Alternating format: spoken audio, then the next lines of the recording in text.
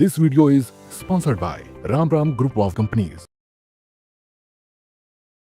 तारीख 15 फरवरी साल 2015, जगह सहारनपुर उत्तर प्रदेश। शहर के बीचों बीच बने तनिष्क ज्वेलरी शोरूम में पुलिस की वर्दी पहने कई लोग दंदनाते घुसते हैं। उस शोरूम में मौजूद लोग सहम जाते हैं। पहले उनको लगता है कि शायद जांच एजेंसी या फिर इनकम टैक्स की रेड है, जिनके साथ ये पुलिस वाले आए हैं।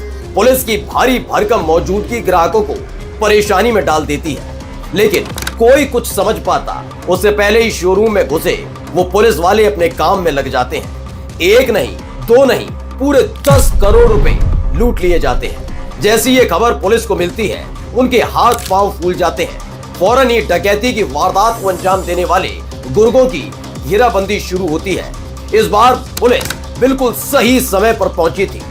डकैती करने वाले पुलिस के घेरे में आ गए थे, लेकिन तभी उस गैंग के सरगना डकैती में लूटे गए पैसों को हवा में उड़ाना शुरू कर देते हैं। दिन दहाड़े पैसों की बरसात होते देख लोगों की भीड़ जमा हो गई। बेतहाशा भीड़ पैसों को लूटने में जुट गई और इस तरह से वो पूरा का पूरा गैंग पुलिस के हाथ से निकल गया। ये कोई फिल्मी कहानी नहीं है, बल्कि असलियत है। और जिस गैंग ने इस वारदात को अंजाम दिया था, वो गैंग था गैंग्स ऑफ कैराना, जिसका मुखिया था मुकीम काला। नमस्कार, मैं हूं प्रज्वल गौतम और आप देख रहे हैं टशनबाज।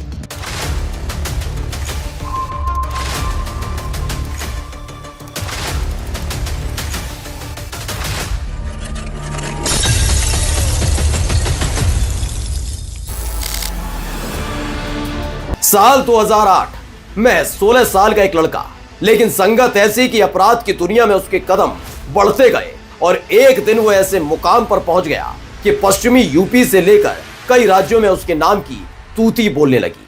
टशन इतना कि अपना नाम मुकीम काला बताता था। 16 साल में एक छोटे मोटे अपराध की वजह से जेल गया तो मानो बस जेल से बाहर आकर डॉन बनने का ख्वाब देखने लगा।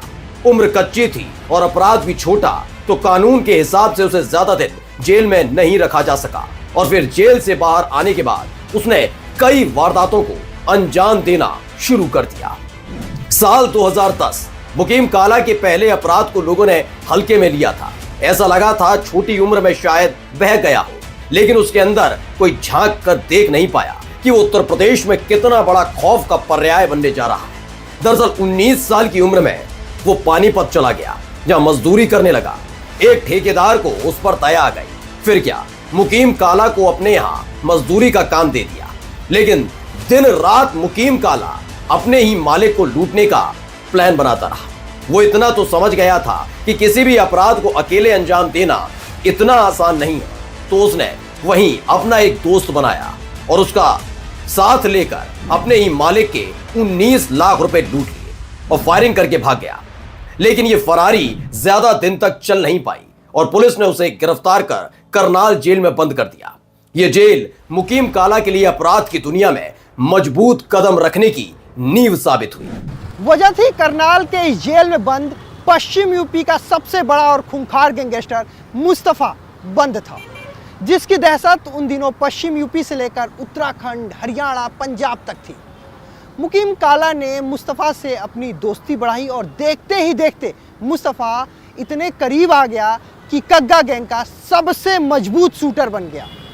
इसी बीच जेल से बाहर आया तो सहारनपुर और पानीपत में मुकीम काला का दखल बढ़ता चला गया। एक के बाद एक लूट की वारदात और डकैती की घटनाओं में मुकीम काला का नाम आता रहा और इस तरह मुकीम काला पानीपत का मोस्ट वांटेड बन गया।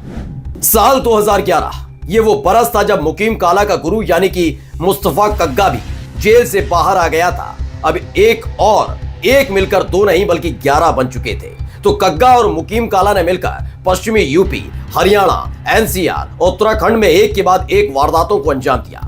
इसी बीच एक खबर आई। इस गैंग के कानों तक ये खबर पहुंची कि खनन की करोड़ों रुपए की रॉयल्टी बैंक में जमा होती है। फिर क्या, रॉयल्टी कैश लूटने का प्लान बना डाला।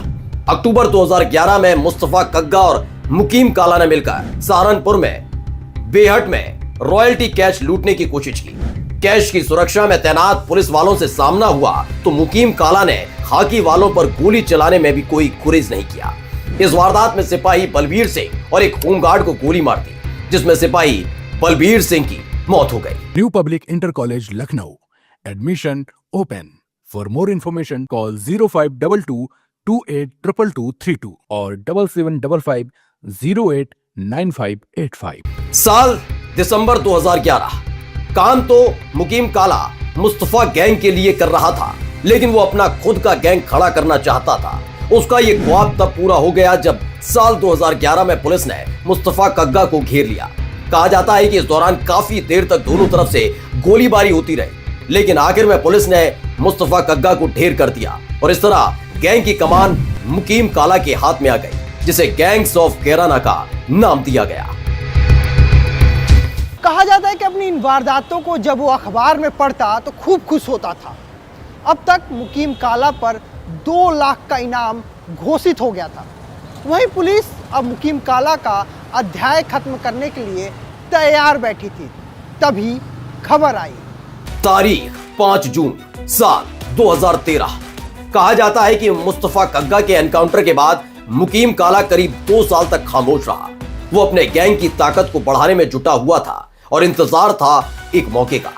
लेकिन इस दौरान पैसों की तंगी भी आने लगी थी, तो हरियाणा बॉर्डर पर बने एक पेट्रोल पंप को लूटने की प्लानिंग बनाई गई। लेकिन मुकीम काला के इस प्लान को किसी ने लीक कर दिया।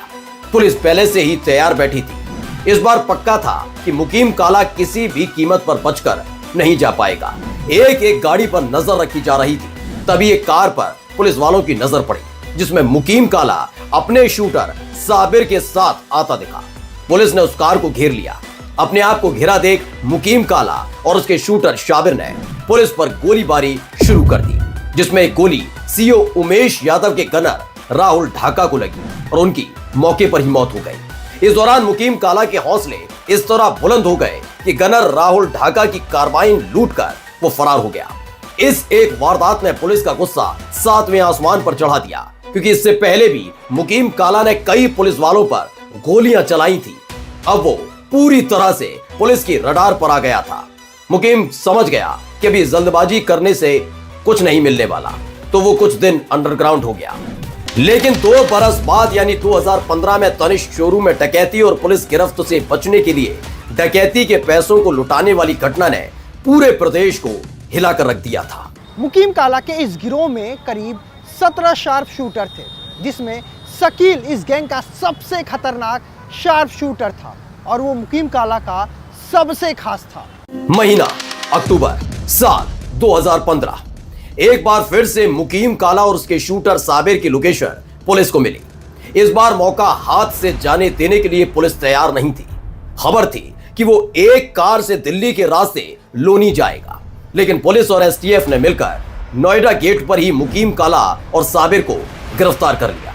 करीब 3 साल बाद एनकाउंटर में साबिर को पुलिस ने मार गिराया, जिसके बाद तो मानो मुकीम काला गैंग पूरी तरह से ढेर हो गया। वहीं एक जेल से दूसरी जेल और दूसरी जेल से तीसरी जेल में मुकीम काला को शिफ्ट किया जाता रहा, जिसे साल 2021 में चित्रकूट जेल में शिफ्ट किया गया था। साल 2021 महीना मई, जगह चित्रकूट जेल। अचानक से जेल में अफरा तफरी मच गई। ताबड़तोड़ गोलियां चलने लगी। खबर आई कि इस वारदात में एक कैदी ने मुख्तार अंसारी के गुर्गे मेराज का सीना छलनी कर दिया है। जेल प्रशासन को समझ पाता कि फिर एक बार फिर से गोलीबारी होने लगी। इस बार मुकीम काला पर गोलियों की बौछार हुई। वहीं उसी जगह मुकीम काला ढेर हो गया। इस वारदात को अंजाम देने वाला अंशु दीक्षित नाम का कैदी था, जिसने 9mm की पिस्टल से यह हमला किया था। इस हमले के बाद अंशु ने जेल में ही 5 कैदियों को अपना बंधक बना लिया था। पुलिस ने समझाने की कोशिश की, लेकिन अंशु नहीं माना, जिसके बाद अंशु दीक्षित का भी पुलिस ने एनकाउंटर कर दिया।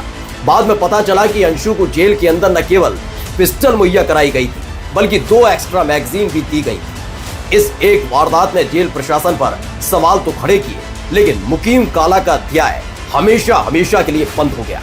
अगले हफ्ते फिर होंगे हाजिर किसी और टशनबाज के किस्सों के साथ। तब तक के लिए नमस्कार। New Public Inter College, Lucknow.